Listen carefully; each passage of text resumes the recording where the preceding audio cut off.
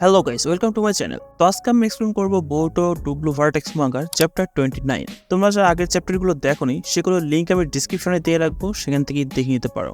এবং এই পাঁচ চ্যাপ্টার 29-এ আমরা অনেক কিছু দেখতে পাবো, যেখানে বোর্টো এবং কাকিকে আমরা ফুল ফর্মে দেখতে পাবো এবং তারা দুইজন মিলে মামুশিকে তার জায়গা বুঝিয়ে দিবে। সো আর বেশি দেরি না করে চলো শুরু করা যাক আজকের ভিডিও।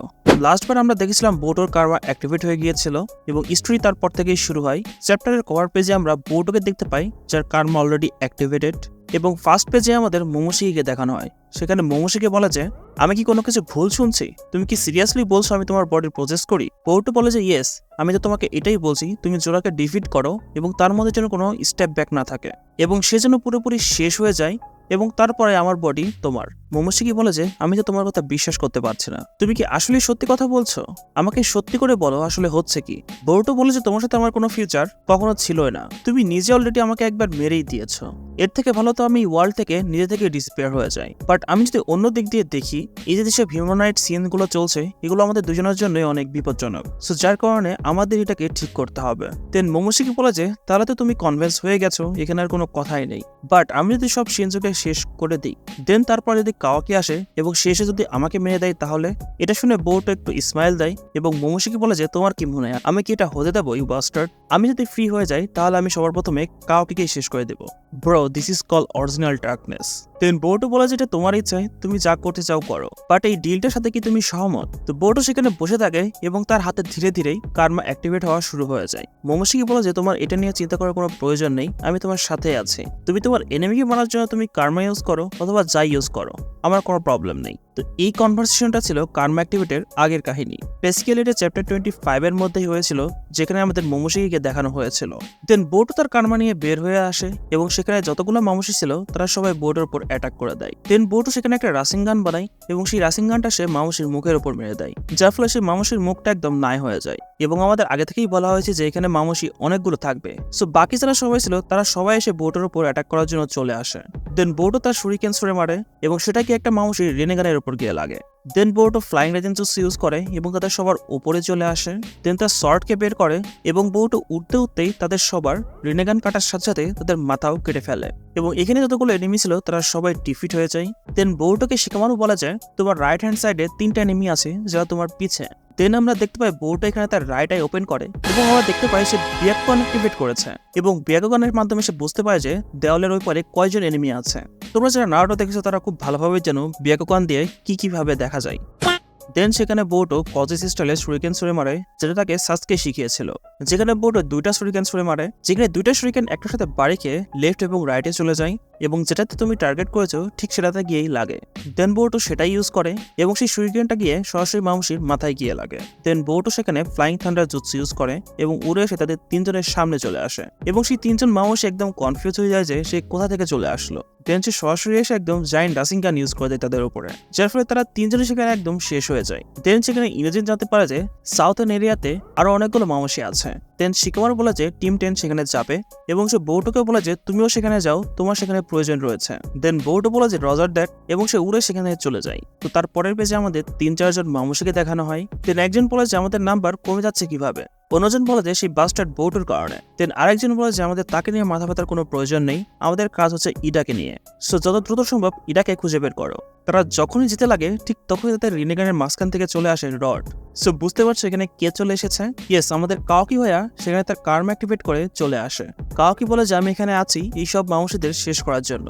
তো সেখানে যতগুলো মামুশি ছিল তারা সবাই কাকের উপর অ্যাটাক করে দেয়। কাওয়াকি তখন বলে যে এই পোকামাকড়গুলো উঠতেও পারে। দেন কাওয়াকি তার হ্যান্ডকে এক্সপ্যান্ড করে এবং সে মামুশির মুখের উপর একটা ঘুষি মেরে দেয়, যার ফলে তার মুখ একদম ফেটে যায়। দেন কাওয়াকির পিছে থেকে আরো একটা মামুশি চলে আসে এবং সে কাওয়াকির উপর অ্যাটাক করার ট্রাই করে এবং কাওয়াকি সেটা নোটিস করতে পারে এবং সে তার ব্ল্যাক রড দিয়ে তার এই মুখের উপর ছুঁড়ে মারে, যার মধ্যে 2টা তার রিনেগানে গিয়ে লাগে। এবং এই সেম জিনিসটা কিন্তু ইশিশিকি ইউজ করতো। যখন কাশিন কোজির সাথে ইশিশিকির ফাইট হয়েছিল ঠিক তখন কিন্তু ইশিশিকি এই সেম জিনিসটাই ইউজ করেছিল। দেন কাওয়াকি তার পাওয়ারকে ইনহ্যান্স করে আরো খারাপ ভাবে। দেন আমরা দেখতে পাই তার কার্মা একদম রেড কালার হয়ে যায় এবং সে সেখানে সামন করে একটা ব্ল্যাক রডকে। দেন সে সেটাকে ধরে জোরে ঘোরায় এবং সেখানে থাকা যে মামুশিগুলো ছিল তাদের মুখের উপর মেরে দেয়। কাওয়াকি নোটিস করে যে কোনো একটা ভুল হয়েছে, সেই মামুশিগুলোর মাথা তো কেটে যায় বাট তাদের রিনেগান ডিস্ট্রয় হয় না, যার কারণে সেই 3জন মামুশি 3 থেকে 6 হয়ে যায়। মানে কাওয়াকি তো জালবা দেখিয়ে দিয়েছে বাট সিচুয়েশন আরো কমপ্লেক্স করে দিয়েছে। कैसा लगा मेरा मजाक? দেন শিকামারু কাওয়াকিকে বলে যে তুমি তো এরিয়া সি কমপ্লিট করে দিয়েছো। সেখানে যতগুলো মানুষ ছিল তারা সবাই সেখান থেকে পালিয়ে যায়। দুইজন মানুষ সেখানে বলে যে আমরা তো আমাদের চাকার ইরেজ করে নিয়েছিলাম, বাট তারা কিভাবে জানতে পারছে আমরা কোথায়, তারা আমাদের খুঁজে পাচ্ছে কিভাবে। দেন অন্য মানুষ বলে যে এতে কোনো যায় আসে না, তারা আমাদের যতই মারুক আমরা আবার চলে আসবো। এখানে আমাদের সংখ্যা কখনোই কম হবে না, শুধুমাত্র ইনক্রিজ করতে চাও। দেন সিন চলে যায় ইনভেস্টিগেশনের কাছে। দেন ইনভেস্টিগেটর বলে যে বোর্ডের হাতে যে হ্যান্ডগ্লাভসটা ছিল সেটাতে কোনো ম্যানুফ্যাকচারিং ডিফেক্ট কখনোই ছিল না, এবং এটাই আমার থিওরি। এই সবকিছু দেখে আমি একটা জিনিস বুঝতে পারছি যে তুমি কোনো ইন্টেনশন নিয়ে বোর্ডের উপর অ্যাটাক করেছিলে যাতে করে তুমি 4 ডিজিট নাম্বার দিয়ে তাকে ফ্রি করতে পারো। এখন শুধুমাত্র আমি এটা জানতে চাই যে সেই 4 ডিজিট নাম্বার তুমি কোথা থেকে পেয়েছো, অথবা বলতে পারো কে তোমাকে দিয়েছে।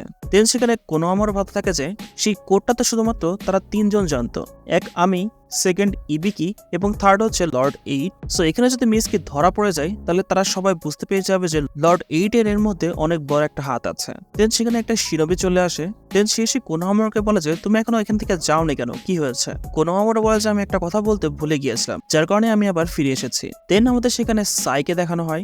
সাইকে এখানে কোনোয়ার পুলিশ কানেক্ট করে বলে যে এখানে অনেকগুলো শিনজো আছে যারা ভিলেজের মধ্যে চলে এসেছে, এবং কিছু টিম যারা বোর্ডের সাথে মিলে সেই শিনজোদের সাথে ফাইট করছে। সাইদ এখন বলে তাহলে ঠিক আছে, আমি লর্ড 8 এর সাথে কথা বলে নিচ্ছি। ওইদিকে শিকামারু কাওয়াকিকে বলে যে তুমি পার্ট এ তে চলে যাও, সেখানেই ফ্লাই করতে থাকো, হতে পারে কাউকে তুমি খুঁজে পেতে পারো। দেন শিকামারুর কাছে সরাসরি কল আসে সাইর। তো সাই বলে যে কোনো পসিবিলিটি কি আছে যার কারণে শিনজো আমাদের ভিলেজের মধ্যে চলে এসেছে। দেন শিকামারু এখানে একটু শক হয়ে যায়। দেন সে ইনোজিনকে একটু হোল্ডে রেখে দেয় এবং তাকে বলে যে আপাতত চুপ থাকো। দেন সে সাইকে বলে যে কি হয়েছে। সাই বলে যে ভিলেজের মধ্যে শিনজোদের ছাড়াও বোর্ডকে নোটিস করা গিয়েছে। সেন্সি টিম তো কিছু বুঝতেই পারে যে ভিলেজের মধ্যে কে কে চলে এসেছে। সেখানে যখন পুলিশ গিয়েছে তখন জানতে পেরেছি যে সেখানে বোর্ডও চলে এসেছে, এবং এই ইনফরমেশনটা আমরা পুলিশের থেকে জানতে পেরেছি, সেন্সি টিমের থেকে না। শিকামারু বলেছে তোমার কথাতে আমি একমত এবং তোমার নিউজটাও সঠিক। সো এখনকার জন্য একটু সাদা থাকো, আপাতত সার্কামস্ট্যান্স অনেক বেশি খারাপ। লর্ড কাবুর সাথে কথা বলো এবং তাকে বলো যে ইনভেস্টিগেশন এখানেই শেষ করা হোক এবং মিসকিকে যেন রিলিজ করে দেয়। সাই বলে যে আমি এমনটা করতে পারবো না। শিকামারু বলে যে তাকে বলো এটা হোগাগের অর্ডার। দেন আমাদের কোনোয়া ভিলেজের সিন দেখানো হয়, যেখানে সিনজরা সবাই চলে এসেছিল। কোনোয়া ভিলেজের মানুষজন এটা বুঝতে পারছিল না যে তারা কারা। সেখানে যতগুলো মানুষ ছিল তারা সবাই বলছিল যে হেই শোনো, এটা কোথায়? ইনোজিন বলে যে তারা অলমোস্ট অনেক বেশি হয়ে গেছে, সম্ভবত 50 জনের মতো। সো সেখানে যতগুলো শিনজো ছিল তারা সবাই আস্তে আস্তে আরো বেশি ইনক্রিজ হয়ে যাচ্ছিল।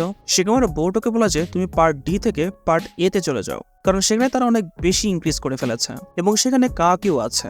দেন সিন ছিল যে লর্ড কাবুর কাছে, মানে ইনভেস্টিগেটরের কাছে, যেখানে কাবু মিসকিকে জিজ্ঞাসা করা যায় আমাকে অ্যান্সার দাও, তুমি এই কোডটা কোথায় পেয়েছো। ঠিক তখন সেখানে চলে আসে কোনোহামারুর দিকে কাবু তাকাই এবং বলে যে আমি তোমার সাথে কথা বলে নিয়েছি, তুমি যেতে পারো। কোনোহামারু বলে যে আমাকে মাফ করুন, বাট আমি কিছু একটা ভুলে গিয়েছিলাম যেটা আমার এখন মনে এসেছে, যেটা আমার বলা তো উচিত না, অনেক বেশি ডিফিকাল্ট। যে 4 ডিজিট কোডটা ছিল সেটা আমরা লাগানো ভুলে গিয়েছিলাম। এটা আমারই ফল্ট যে সেই সময় আমি সেই কোডটা লাগাতে পেরেছিলাম না।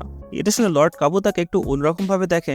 কোনোহামারু বলে যে যেই সময় তার উপর অ্যাটাক হয়েছিল সেই সময় আমার মনে হয়েছিল এটাকে লক করা তো কোনো প্রয়োজনই নেই, কারণ সে অলরেডি বেহুশ ছিল, তো সে কোথায় বা যাবে। দ্যাটস ওয়াই সেটাকে কখনো লকই করা হয়নি। দেন মিসকি মাইন্ড ট্রান্সফারের মাধ্যমে কোনোহামারুর সাথে কথা বলছিল।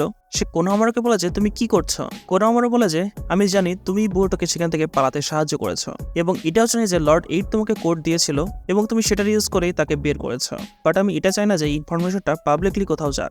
যদি ইনফরমেশনটা লিক হয়ে যায় তাহলে সে তার পজিশনকে হারিয়ে ফেলবে, এবং এই জিনিসটা একদমই ঠিক হবে না কোনো হোগাগের জন্য। কোনোহার এমন হোগাগের অনেক প্রয়োজন। বাট সেখানে কাবু যে ছিল সে একটু বেশি চালাক ছিল।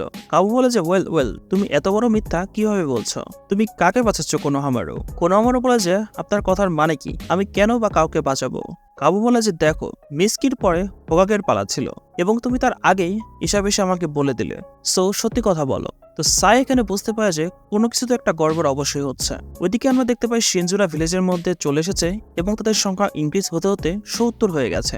ওইদিকে কিছু শিনজো ইডাকে খুঁজতে থাকে, বাট তারা কোনোভাবে ইডাকে খুঁজে পাচ্ছিল না। দেন সেখানে চলে আসে আমাদের হিমোয়ারি এবং সে সেই শিনজোকে একটা কিক মেরে দেয়। তো সেই শিনজোটা উড়ে যেতে থাকে এবং তার ভিতর থেকে আরো 2টো শিনজো বের হয়ে আসে। তার মধ্যে একজন শিনজো হিমারিকে একটা ঘুষি মারে, বাট হিমারি কোনোভাবে সেটাকে ডজ করে এবং তার পিছে শিকাটা এবং জোজো চলে আসে এবং তারা এসে তাদের উপর অ্যাটাক করে দেয়। শিকাটা তার শ্যাডো প্যারালাইসিস জুৎসু ইউজ করে এবং আমরা দেখতে পাই তার শ্যাডো জুৎসুর মধ্যে কিছু একটা নতুন ছিল, যেখানে সে তার 4 শ্যাডোকে তাদের নিচে একদম নিয়ে আসে এবং তারা সবাই সেকেন্ডের মধ্যে সেখানে একদম জমে যায় এবং তারা সবাই নিচে পড়ে যায়। এই শ্যাডো তো শুধু শিকামারু করতে পারে না, তাই না? দেন চোচো সেখানে সবাইকে একসাথেই স্ম্যাশ করে দেয়। এসব থেকে ইনোজিন বলে যে আর এসব তো অনেক ইজি ছিল এবং আমরা কাশিন ক্রেজিকে অনেক চুপচাপ ভাবে বসে থাকতে দেখি, যার মানে বড় কিছু একটা হতে যাচ্ছে। তারপরে এই চ্যাপ্টারটা এখানে শেষ হয়ে যায়। সো এই চ্যাপ্টারটা কিন্তু আসলে অনেক ফাটাফাটি ছিল। তো তোমাদের চ্যাপ্টারটি কেমন লেগেছে আমাকে কমেন্টের মাধ্যমে অবশ্যই জানিয়ে দেবা এবং ভিডিও যদি ভালো লাগে থাকে অবশ্যই ভিডিওতে লাইক করে দেবা এবং চ্যানেলকে অবশ্যই সাবস্ক্রাইব করে রাখবা। দেখা হচ্ছে তোমাদের সাথে নেক্সট ভিডিও নিয়ে। Till then tata, bye by.